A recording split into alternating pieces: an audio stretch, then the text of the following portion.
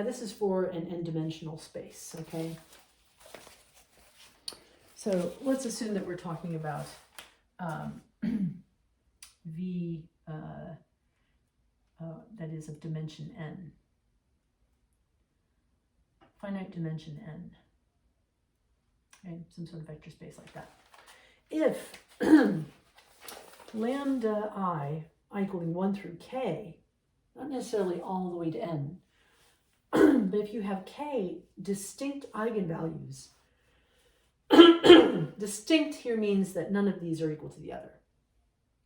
If you have k distinct eigenvalues for a matrix, then you can prove that their corresponding eigenvectors, a set of their corresponding vectors, I equaling 1 through k, forms a linearly independent set. And you can sort of guess what you would want to use that for, right? If we could extend k all the way up to n, this is a statement true for k. The thing we're going to prove here is going to be true for k from anywhere from 1 to n, okay? So if you have k distinct eigenvalues, you get k linearly independent eigenvectors. If you had n of them, you could make a basis out of eigenvectors. Key part of diagonalization.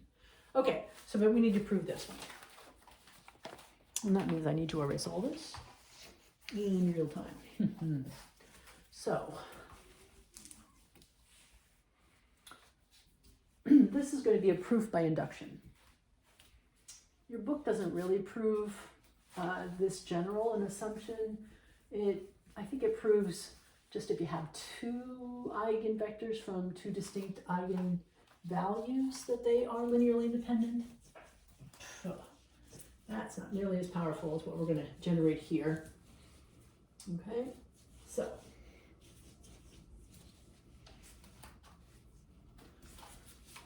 all right. So here's this proof.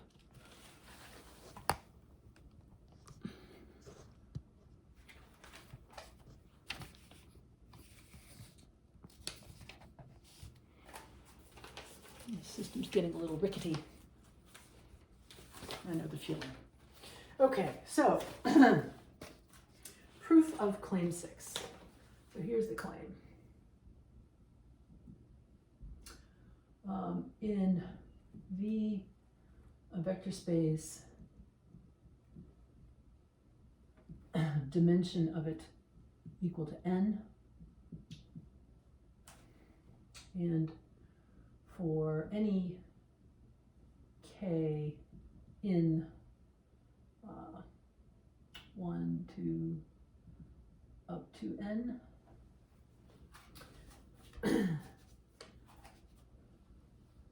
if lambda I equaling 1 through k are distinct eigenvalues for a n by n matrix, then their corresponding set of VI eigenvectors equaling 1 to k, corresponding, oh, sorry. So each eigenvalue doesn't have just one eigenvector, right? They have eigenspaces, right? So there's infinitely many of them. But if these VI are a set of corresponding eigenvectors for lambda I of A, then that should be an and if, then these VI equaling 1 to k form a linearly independent set.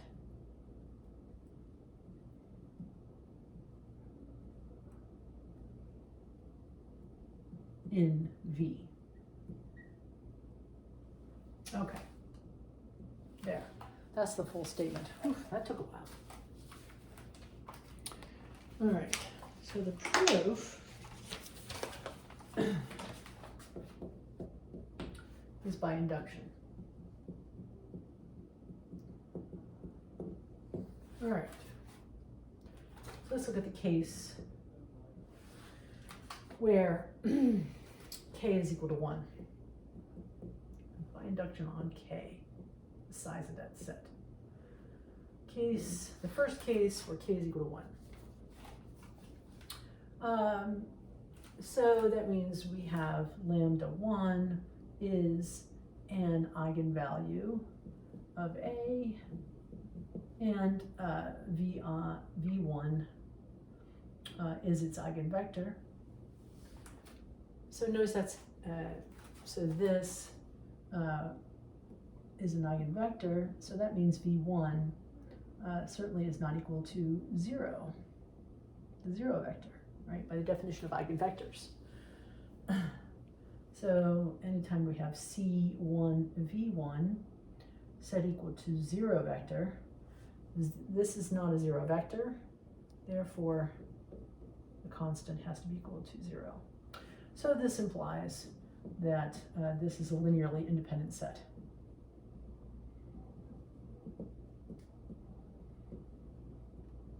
Okay. All right. So now we're going to look at the case where k is equal to. sorry. This is a.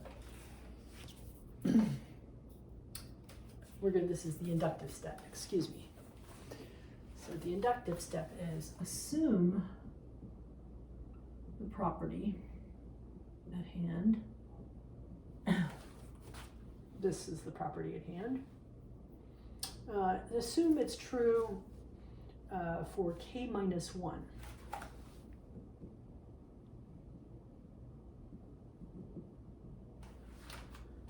Excuse me, let's see, I'm going to use a different, yeah.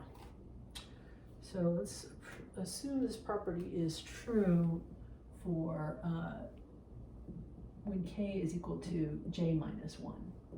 For some j that's greater than 1.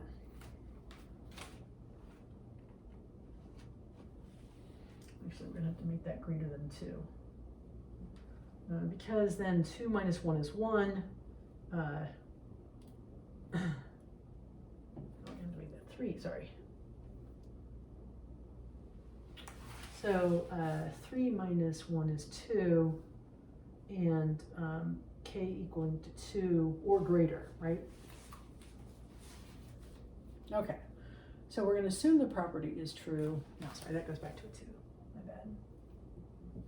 Okay.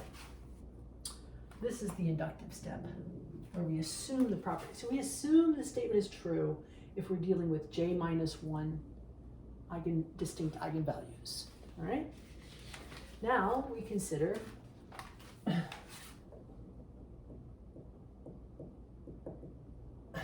case where k is equal to j.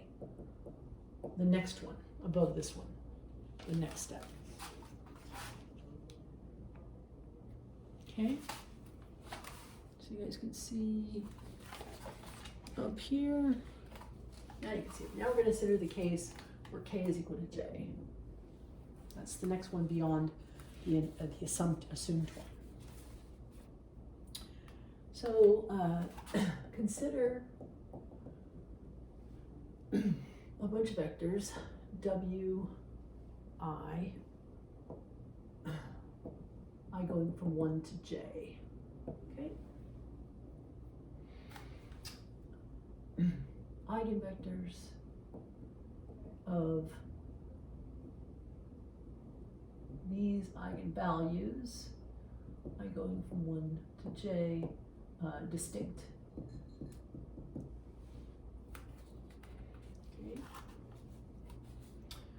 Okay.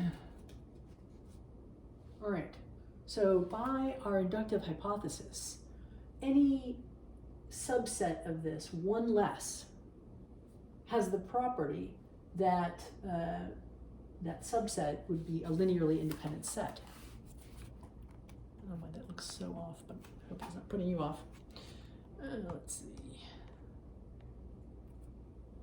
Right. So, so any j minus 1 subset of these forms a linearly independent set by the inductive hypothesis. We had back down over there, okay? All right. Now, if all j of these,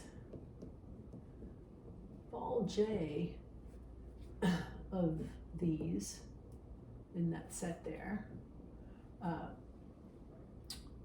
are linearly independent, we are done, right? But if they aren't, if all j of them aren't, then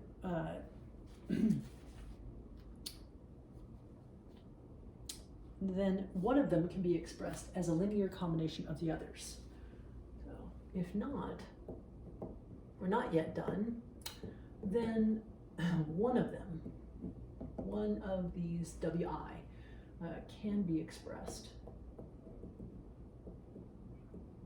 as a linear combination of the others.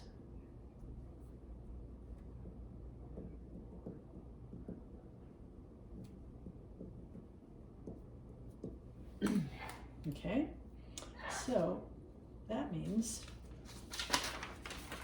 that we can write this star equation. Our first star equation is that there's some wk out of this set of j of them that is equal to a linear combination of the other wi as long as these i's are not equal to that k. Right? It's going from 1 to j. Right? So that notation is saying, oops, linear combination, sorry. One of them can be expressed as a linear combination of the others. This is a way of saying, give me a linear combination of the others. Okay? Call that equation star. Multiply on both sides of that equation by a. So that equation star gives us that a wk is equal to a of all that. Remember, that's a linear transformation. The matrix multiplication goes all the way inside there, so we're left with I not equal to k, going from all the others, ci a wi. It goes all the way inside there, and that is equal to summation for all i's not equal to k up to j ci lambda I wi. Okay.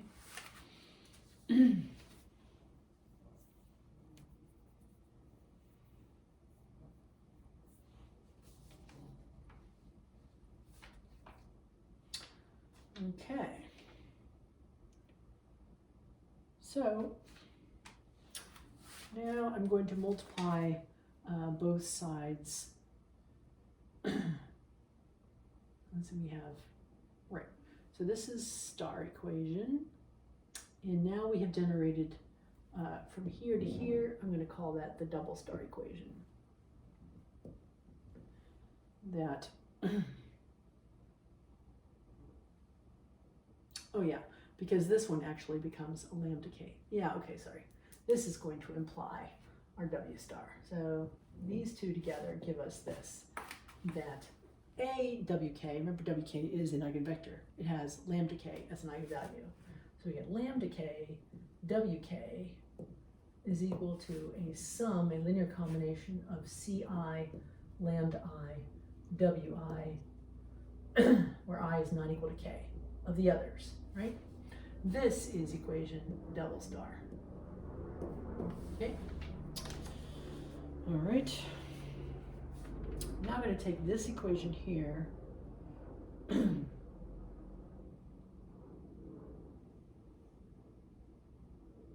Oh, sorry. So leaving that to the side, I'm going to go back to this one, come in here, and I'm going to multiply both sides of this equation by a lambda k as well. This is going to give me a triple star equation. So multiplying both sides of this by lambda k, I get lambda k wk is equal to summation of, see how there's no lambdas in there, but now I'm about to put a lambda k in there. So I got lambda k going right in here. That's just that one eigenvector's eigenvalue being multiplied by all the others, where I does not equal to k. This I'm calling triple star. Okay, so we have three equations. We've got star, we've got double star, and we've got triple star. Okay? Notice that both double star and triple star have a lambda wk on the left-hand side. So that means we can set their right-hand sides equal to each other. Okay? So, a little more room there. So you'll notice that double star plus triple star equations, which both have the same left-hand side, means their right-hand sides can be put together to give us this equation.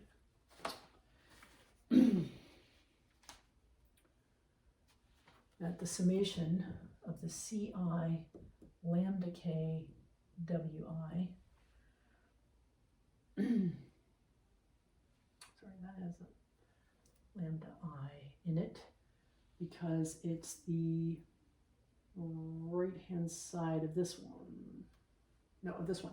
Yeah, so there's double star's right-hand side, I not equal to k, all the others, is now set equal to the right-hand side of this one, which looks like the summation ci lambda k wi, I not equal to k. Okay, so this we have a linear combination of all the other eigenvectors apart from wk, and another linear combination of all the eigenvectors apart from wk. Well, I can just subtract these over to that side. And when I do that, I get this linear combination of all the eigenvectors apart from wk. It looks like ci lambda I minus lambda k wi. Okay, so this is indexed for I going from 1 to j. It's just skipping k, right? And I've set this now equal to 0. This is a linear combination of j minus 1 of those eigenvectors. So since the set of all wi, I not equal to k is a linearly independent set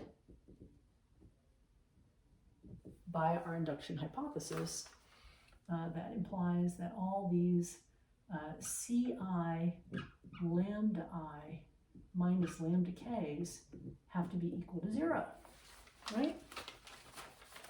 But look, these guys are all distinct. So when we say all the lambda I going from 1 to j are distinct, that means no two are equal. So that means this implies that this part right here, excuse me, this can never be equal to 0 because they're distinct. If it was ever equal to 0, then two of the eigenvalues would be equal. That would contradict our main hypothesis.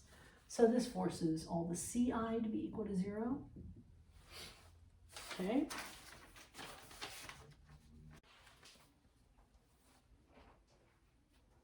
Okay, so we have that any subset of one less of these forms a linearly independent set by the inductive hypothesis, right? All right, so now we're looking at the whole set, all j of them. If all j of them do form a linear independent set, we're done. Well, suppose not.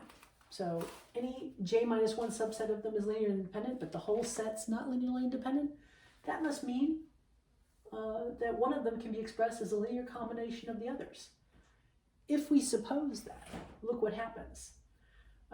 First of all, we suppose there's some wk such that the summation of ci wi, all the others, I not equal to k, adds up to that one, right?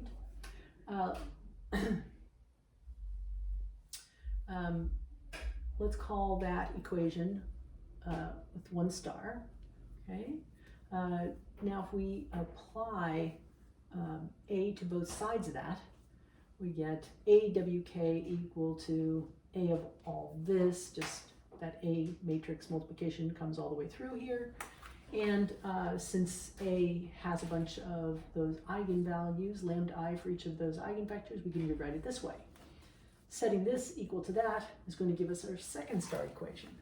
Lambda wk equal to the summation linear combination of all the other vectors with the lambda i's in here, and I is not equal to k. Again, how did we get from here to there? Well, wk is an eigenvector as well. So you can replace a with lambda k. All right, keep going.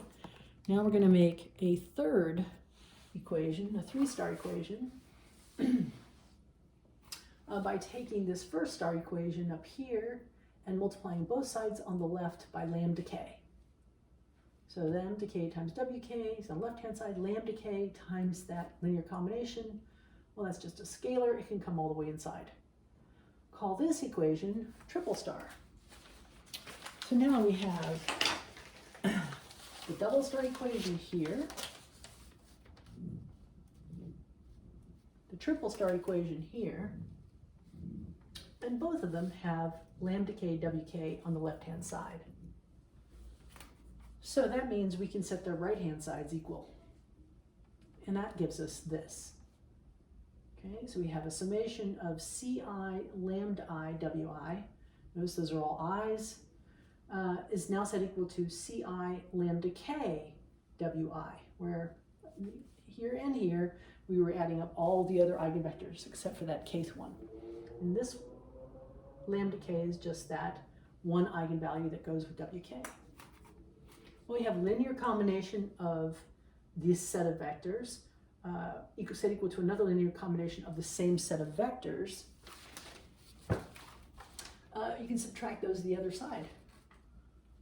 That will give us a 0 vector on the right-hand side and a linear combination of these, all the eigenvectors except for that kth one, set equal to 0. By our hypothesis, inductive hypothesis, this is a set of j minus 1 vectors, eigenvectors, and they are linearly independent. Okay, so that's going to force this constant to be set equal to 0. Now, but remember, all the lambda I are distinct. So lambda I, where I is not equal to k, minus lambda k for each one of them, each one of those cannot be equal to 0. So this scalar times that scalar is equal to 0. This scalar can't be equal to 0. That forces this scalar equal to 0 for all I not equal to k. All right. But remember where we got those guys in the first place. It was from assuming